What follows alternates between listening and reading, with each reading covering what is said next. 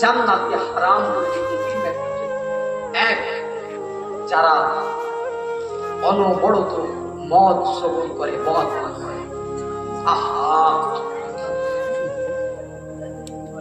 যারা অনবরত মদ পান করে তাদের জন্য আমার আল্লাহ জান্নাতকে হারাম করে দিয়েছে।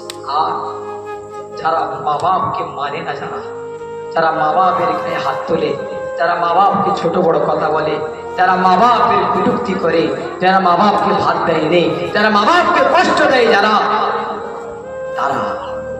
আর তিন নম্বরে দাইয়ুস যারা, আর দাইয়ুসু লা ইয়াদখুলুল জান্নাহ। দাইয়ুস কারা? দাইয়ুস কারা? একজন মহিলা যদি জাহান্নামে যায়, একা যাবে না, তার সহপাঠীকে নিয়ে যাবে। বাপ, ভাই, স্বামী,